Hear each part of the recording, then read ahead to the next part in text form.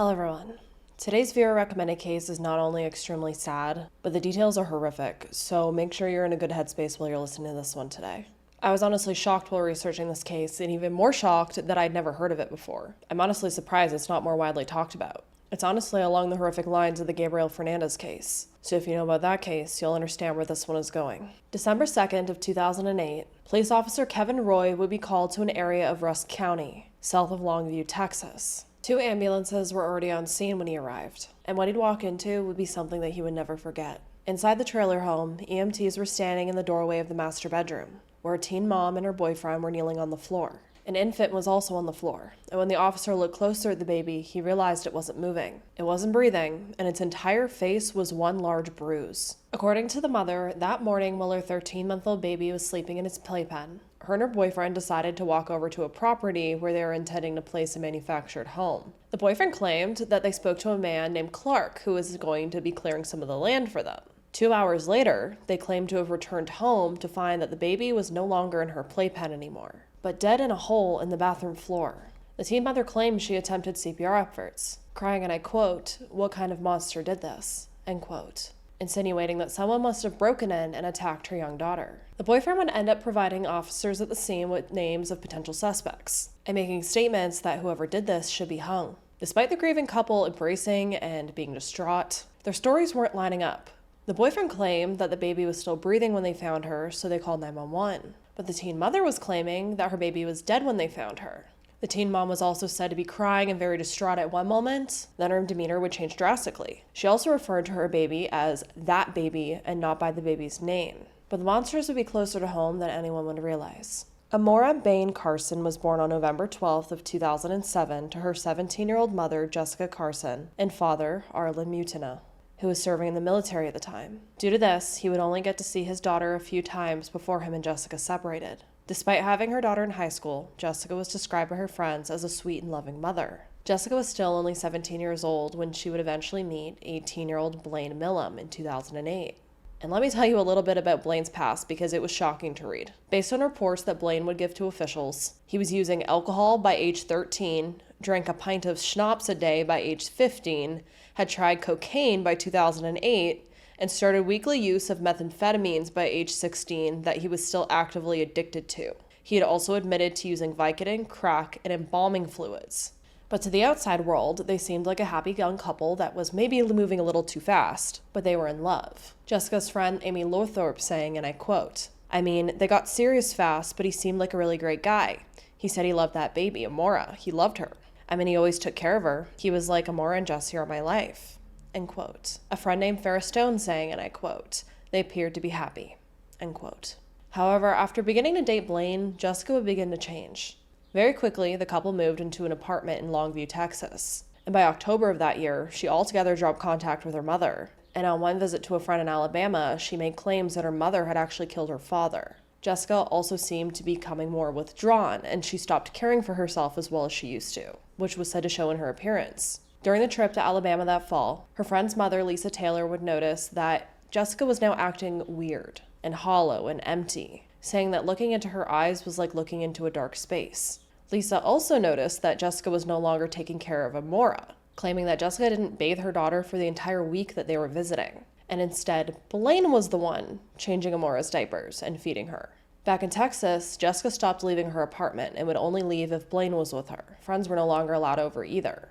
This was said to be due to Blaine's jealous and controlling attitude, to the point that even when Jessica went to work, Blaine had to be there with her. There's also claims that Blaine gained access to Jessica's social media accounts and began communicating on them with people pretending to be Jessica.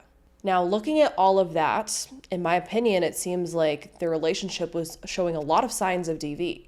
But it didn't just end there, because it would turn out that Jessica knew that Blaine actually was a registered S offender who was serving a 5-year probation for essaying a child under the age of 10 years old, meaning she was allowing a PDF file to not only be in the home with her daughter, but have complete control of her daughter. He was the only one to said to be feeding her, changing her, bathing her. 13-month-old Amora was given full access to a PDF file. On top of that, keep in mind, he was only 18. So this 18-year-old was already a registered PDF file. And not only that, he seemed to be extremely controlling with Jessica as well. Just a completely terrible combination, it seemed. Eventually, the couple began to play with a Ouija board, which I personally believe you should not mess with those. But Jessica and Blaine were apparently attempting to use this Ouija board so that they could try to contact her dead father. And it was the Ouija board that would allegedly tell Jessica that her mother had killed her father, and that the only way for her to get peace was to do something about it. After this, Jessica was said to think that her apartment was now filled with evil spirits. So Jessica, Blaine, and Amora ended up moving in with Blaine's mother on County Road 2125 in Henderson, Texas. But that didn't help anything, because even after moving, Jessica was still paranoid, and now she believed Blaine was actually possessed by evil spirits based off of his expressions, tone of voice, and something that wasn't what I knew Blaine to be. And Blaine seemed to be playing along with this. He claimed that after the demon had come into him, he could now talk to God. And he now said that Jessica was causing all of this because she was lying to him. And despite all of this borderline, dare I say, craziness, Jessica at this point was still saying that Blaine was wonderful with Amora and that he loved her. December 1st, however, things would escalate to very scary levels. Jessica would no longer question anything that Blaine told her. Because, and I quote, "God says there's things that you don't need to know right now," end quote. And Blaine was God. This is also the day that Blaine would wake Jessica up and tell her that Amora was now possessed by an evil demon, claiming that she was walking despite not having hit that milestone yet. Blaine also told Jessica that her daughter had now been possessed because she was still not being truthful with him, and God was tired of her lying to him. This is also giving Chad and Lori Daybell as well, let me just say. So, logically, Jessica asked Blaine what they could do to fix the situation. Blaine said that God would show him how to carry out an exorcism. Jessica didn't know, however, what an exorcism really was. But Blaine reassured her that God would show him how to do it and they would help Amora. Now, while living in Blaine's mother's home, they were actually living in the master bedroom. However, that day, Blaine would end up taking Amora to a bedroom located at the back of the home. And while inside with her, he would end up wedging the door shut. And this is where he would carry out what he was calling an exorcism. And this is where things will make your stomach churn. And the 30-hour torture of a 13-month-old baby would begin. Blaine would confirm that Amora was like the character Chucky, or like a reincarnated creature in the horror movie Pet Sematary, when the, and I quote, "boy dies and comes back to life all evil and stuff," end quote. And this was all because he was claiming that Amora was biting his hand hard enough to draw blood. He then isolated himself in that back bedroom with Amora for a period of time. Keep in mind, a registered PDF file. Locked himself in a bedroom with a 13-month-old baby to do a exorcism, and the mother was allowing all of this to happen. Blaine would end up taking a picture of Amora and giving it to Jessica, which showed one of Amora's eyes stretched and warped down due to injuries that Blaine had caused. After this, Jessica would then hear horrible cries coming from the bedroom as Blaine attempted to exorcise the demon. At one point, Blaine allegedly left the door open and Jessica went inside the bedroom, and Blaine ended up telling her that Amora was hiding under the bed, and then he ordered Jessica to get out of the room. Jessica claimed at this point that Amora appeared to be unharmed. However, how did she see her if Amora was hiding under the bed? And there was also this photograph allegedly taken that showed that Amora was not okay. Blaine would then tell Jessica that, and I quote, "God told him the child got the hammer and was hitting herself on the head," end quote. Jessica would later acknowledge that she did see her child during this point in time, stating, and I quote, "I saw her, but the first couple of times I didn't want to see her," end quote. Jessica claimed that she didn't want to be either in the room or anywhere near Amora at this point because she fully believed that her daughter was possessed by a demon. And she was fully encouraging Blaine to do whatever he thought was necessary in order to exorcise this demon from her daughter and try to save her baby's soul. Allegedly telling Blaine that he should not feel bad about hurting Amora because she was possessed by a demon. Again, is this not kind of giving Lori and Chad Daybell vibes? Jessica saying, and I quote, "The demon was trying to come after him and trying to kill him or whatever. So he pushed the demon away that was in Amora's body, and he started crying afterwards. He said he felt bad for it because it was like he was pushing Amora. I said, Blaine, I was like, that is not Amora. That is somebody. That is just her body. And that's some demon in there possessing her. I was like, you didn't push Amora, you pushed the demon," end quote. A while after, Amora was then placed in a car seat, and the trio would end up driving to Walmart. Once at the store, Blaine would end up going inside alone, and Jessica was left inside the vehicle with her daughter. Jessica didn't attempt to comfort her daughter, examine her daughter for injuries, or get her child medical help. Blaine would eventually return back to the vehicle, and the three would drive back home. And once back at home, the exorcism would continue. But I guess this exorcism wasn't working very well at this point, because Blaine would claim that he attempted to sell his soul to the devil to release the demonic possession on Amora, but claimed that Jessica urged him not to do that. Blaine then had a realization that the only way to get the demon out of Amora was to send her to heaven. But he didn't tell Jessica this, and Jessica didn't ask. But she did say that she would rather her child, and I quote, go to heaven now than spend a life with Satan having her soul, end quote. During the brutal attack on her daughter for nearly 30 hours, Jessica sat on the couch and watched TV while she let Blaine, a registered PDF file, attack her child until he was finished with her. Jessica saying, and I quote, I just let him go in there, and I heard the demon cry out and scream out. I heard a lot of banging, end quote. At one point, Blaine would end up telling Jessica that he used a rope to tie Amora up and try to still the demon. And after being tortured for hours and hours and hours, little Amora would eventually end up dying and would then be placed in a hole in the bathroom floor. So it was now December 2nd, and around 9 a.m., Jessica and Blaine would be spotted at an Instacash and then a Henderson pawn shop. 15 minutes later, Jessica would then be seen at an on-the-run Exxon gas station where she was spotted kissing Blaine. It wouldn't be until 10:37 a.m. that Blaine would end up calling 911, telling police, and I quote, my name is Blaine Milam, and my daughter, I just found her dead, end quote.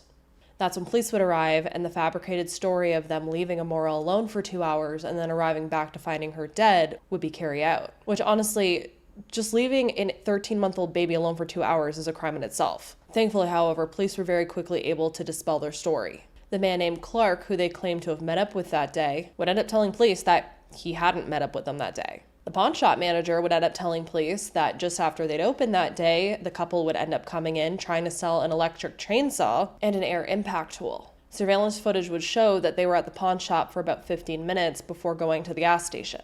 To make matters even worse, around 9:30 a.m., Blaine had actually called his sister Teresa, crying and saying that he'd found Amora dead and she was the one to tell him to call 911. However, he wouldn't end up calling 911 for over an hour after that conversation. Among the items collected inside of the home were blood-stained bedding, blood-stained baby clothing, blood-stained diapers, blood-stained diaper wipes, a tube of Astroglide lubricant, and a pair of jeans with a blood stain on the lap. DNA testing would show that it was in fact baby Amora's blood on all of these items. So with all of that, Blaine and Jessica would end up being arrested. Jessica would later say that she lied because she didn't think police would believe her when she said that Amora had been possessed by a demon, and she was scared that her and Blaine would either be sent to a mental institution or be arrested for murder. Wonder why. Amora's blood would also be found on various parts of the manufactured home that they were living in, leading the investigators to think that baby Amora was most likely attacked in multiple different rooms of the home, and not just isolated in that back room where Jessica had no clue what was happening. Upon arrest, Blaine would deny using cocaine, crack, heroin, LSD, PCP, inhalants, or other drugs, but did admit to occasionally using marijuana and meth, but stated he'd stopped 2 years prior, which is different from the information I told you earlier, because what I told you earlier is what he would later admit is truth. And that's because there would be high levels of meth found in Blaine's blood when he was detained, which most likely meant they were even higher when he was actually committing these acts. On December 13th, Blaine's sister Teresa would end up going to visit him in jail, where he would tell her that she needed to go back to his trailer because there was evidence underneath it. Teresa would end up telling this information to their aunt, who would end up telling police. A search warrant would end up being issued, and a pipe wrench ended up being found concealed in a plastic bag in the crawl space under the home. According to legal documents, and I quote, forensic analysis revealed components of Astroglide on the pipe wrench, the diaper Amora had been wearing, and the diapers and wipes collected from the south bedroom, end quote. So I think you can probably get where they're going with that information. If there was lubricant on the pipe wrench, on the baby's diaper, and there was blood on all of these items, what they're implying. But they didn't just need to imply that, because the autopsy would reveal extremely horrifying information of what happened to this 13-month-old baby. And it's honestly horrific to hear. It is very, very hard to hear, but I think it's necessary to understand how evil of a human being Blaine is, and also Jessica, to allow this to happen to her baby. According to case findings, and I quote, "Forensic evidence showed that the child was beaten so severely that the multitude of fractures to her skull connected with each like a jigsaw puzzle, and her brain was torn and severely damaged. An arm and leg had spiral fractures indicating they were twisted in two. Her torso was either struck by a blunt object or squeezed until the ribs and sternum broke. In her body, neck, chest, abdomen, buttocks, both elbows, both forearms, both feet, right arm, left shoulder, left upper arm, left hand, right thigh, and left knee were riddled with no less than 24 indistinct bite marks. Her head and face were so scraped and bruised that all the discrete injuries combined into one giant injury. Her liver was torn, and her vaginal and anal orifices were so torn that the vagina and rectum were actually connected, an injury that the forensic examiner had never seen before. The underside of her tongue was lacerated from blunt force trauma. She was also strangled. Because of all of these injuries she sustained, it was not possible to determine which one was the fatal injury, and no specific, singular cause of death was determinable. Forensic testimony reflected that several of the injuries standing alone would have each been fatal." End quote. I cannot imagine what that baby went through. I cannot imagine. I don't know how she survived as long as she did with all of those injuries, but she did. She fought for 2 days to survive after everything that was done to her. And then she finally passed away. That is just this poor baby. Poor Amora. It was also reported that Amora suffered 18 rib fractures, extensive bleeding under her scalp, multiple fractures in the back of her head, a lacerated liver, a broken arm and leg, and a bleeding blood vessel in her neck.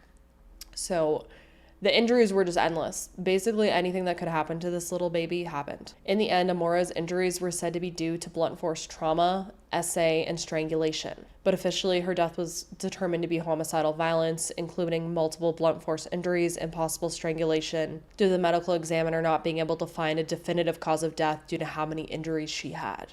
Jessica would later admit to have seen the bite marks that Blaine had inflicted upon her daughter, but claimed that Blaine had told her that he had to do that because Amora had tried to attack him with a kitchen knife in a very Chucky fashion.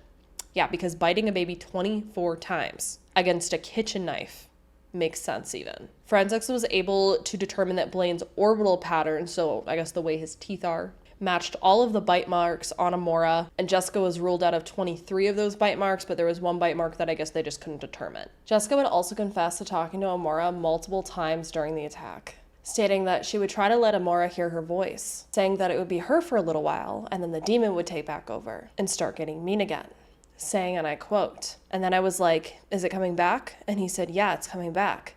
And so I would just leave again, and then he would leave too, end quote. Upon hearing the news of what happened to his daughter, Arlen would write, and I quote, "On December 22nd of 2008, I found that my daughter, Amora Bain Carson, was brutally slain at the hands of her mother, Jessica Bain Carson, and her fiancé, Blaine Milam. I never in this world would have imagined all of this. I know that Amora had no known illnesses, so it's my personal belief that this whole demonic possession is nothing more than just an excuse made to escape the potential hazards of what they now both face. As a soldier, I have been in South Korea for the past year. I have only seen Amora twice in her life, and lo and behold, the third will be the last time, as I will be bearing my little girl soon. To my little angel, I will always be with you, and we will meet again in the next life. I will always love you, in this life and in the next." End quote. That is just, it's so heartbreaking that this poor father, who was off serving in the military, only got to see his daughter 2 times so far in her little life. And the third time is when he's going to bury her. That is just, it's unimaginable. To think that he was overseas, thinking that this entire time his ex-girlfriend was raising their daughter, cuddling her, feeding her, putting her to bed, making her laugh, smile, teaching her new things. And instead, Jessica was leaving their daughter with a known PDF file so that he could essay and murder her. And do so very violently. No words can describe how heartbreaking the situation was just as a whole. Prosecution would go on to say that Jessica violated her duty to protect her child by failing to take any action whatsoever to prevent her murder, saying that the death did not occur in a moment of rage, but was a systematic infliction of torture and suffering lasting for over 2 days. The repeated infliction of such extensive wounds to a small child was reasonably certain to cause death. The injuries were such that the forensic examiner had never seen anything like it before. Almost every part of the child's body was abused and injured, and the death occurred slowly and with excruciating pain. In the sentencing phase for Blaine's capital murder trial, an expert in psychopharmacology and professor at the University of Texas at Tyler will go on to explain that she believed that meth may have been the reason Blaine had spiraled into thinking that Amora was possessed, explaining that the effects of drug use on the brain and behavior, including, and I quote, believing there were demons and demons that were changing the facial structures of the child, end quote.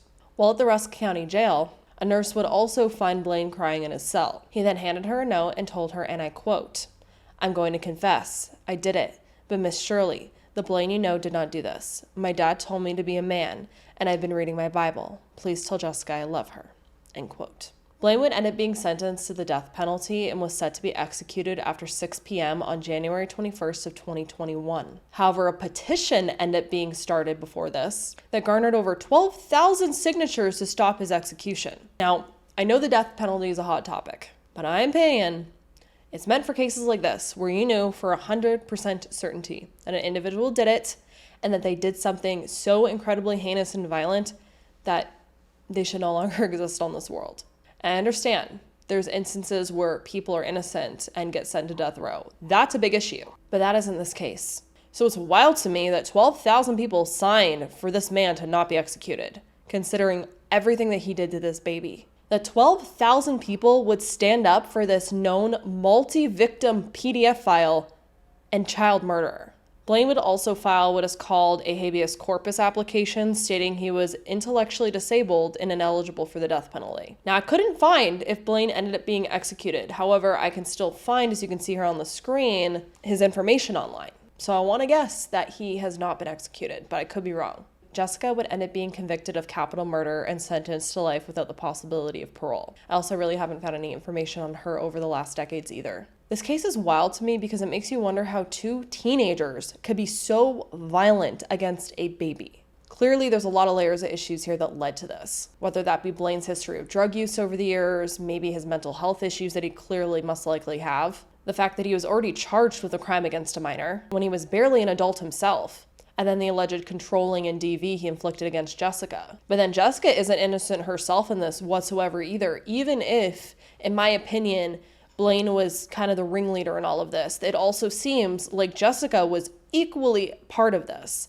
She seemed to be the one that started this whole thing about demons. She was literally telling him to do whatever he wanted to her daughter, and she was actively present the entire time and didn't do anything to stop it. She had multiple opportunities to stop it and didn't. Now, I know DV is a very, very complicated thing. And I'm not saying it didn't happen because clearly there was just a whole mess of issues happening here. But I don't think that makes Jessica any more innocent in this. And that's the sad truth. Despite Jessica most likely being abused in this situation as well, it should have just stopped there. Then instead, baby Amora got involved in all of this. Then all of the horrific atrocities happened. So as badly as I want to feel for Jessica, if she truly was in a DV relationship and situation here, none of this still should have happened to baby Amora. And the fact that Jessica was present for all of it, didn't stop it, didn't try to get help. She had multiple opportunities to get help. She was left alone in the vehicle in Walmart. She could have gotten out. She could have called someone. And again, I know DV is not that simple. She could have been so scared for her life and brainwashed that she didn't think it was even an option to get out of the vehicle. But unfortunately, that's just how it is. She had multiple opportunities to try to get help and she didn't. And she was present the entire time telling him to do these things. So unfortunately, I can't feel bad for her as much as I want to, considering the circumstances she may have been in.